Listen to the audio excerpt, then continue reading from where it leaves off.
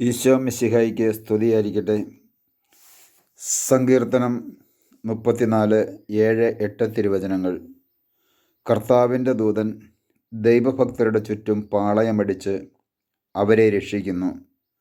കർത്താവ് എത്ര നല്ലവനെന്ന് രുചിച്ചറിയുവിൻ, അവിടുത്തെ ആശ്രയിക്കുന്നവൻ ഭാഗ്യവാൻ. പിതാവും പുത്രനും പരിശുദ്ധാത്മാവുമായ ത്രിത്വൈക ദൈവമേ, തിരുവചനത്തിലൂടെ സംസാരിച്ച കർത്താവെ, ഞങ്ങൾ അങ്ങേക്ക് നന്ദി പറയുന്നു. ഈ വചനം ഞങ്ങൾ വിശ്വസിക്കുന്നു.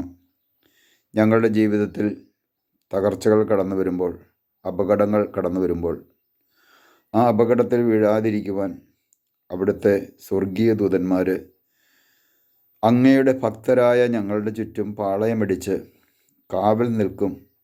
അങ്ങനെ ഞങ്ങളെ രക്ഷിക്കുമെന്ന തിരുവചനം ഞങ്ങൾ വിശ്വസിക്കുന്നു. ഞങ്ങൾക്ക് നഷ്ടപ്പെട്ടു പോയ ദൈവഭയം, ദൈവഭക്തി ഞങ്ങളുടെ ജീവിതത്തിലേക്ക് അവിടുന്ന് കൂട്ടിച്ചേർക്കണമേ.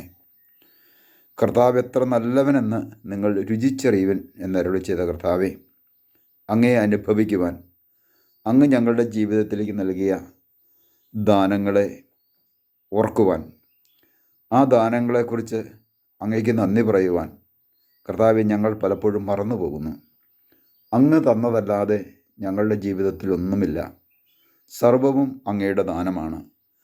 ആ ദാനം സന്തോഷത്തോടെ അങ്ങയുടെ കരങ്ങളിൽ നിന്നും സ്വീകരിച്ചുകൊണ്ട് അങ്ങയെ മഹത്വപ്പെടുത്തുവാനായിട്ടുള്ള കൃപയും അനുഗ്രഹവും ഞങ്ങൾക്ക് ഓരോരുത്തരും നൽകി ഞങ്ങളെ അനുഗ്രഹിക്കണമേ.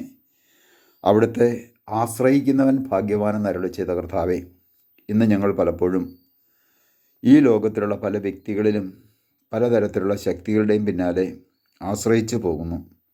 ദൈവമേ, അങ്ങിൽ ആശ്രയിച്ചുകൊണ്ട് അങ്ങയെ മഹത്വപ്പെടുത്തി ജീവിക്കുവാനായിട്ടുള്ള കൃപയും അനുഗ്രഹവും അവിടുത്തെ പരിശുദ്ധാത്മാവിലൂടെ ഞങ്ങൾക്ക് ഓരോരുത്തർക്കും നൽകി ഞങ്ങളെ അനുഗ്രഹിക്കണമേ.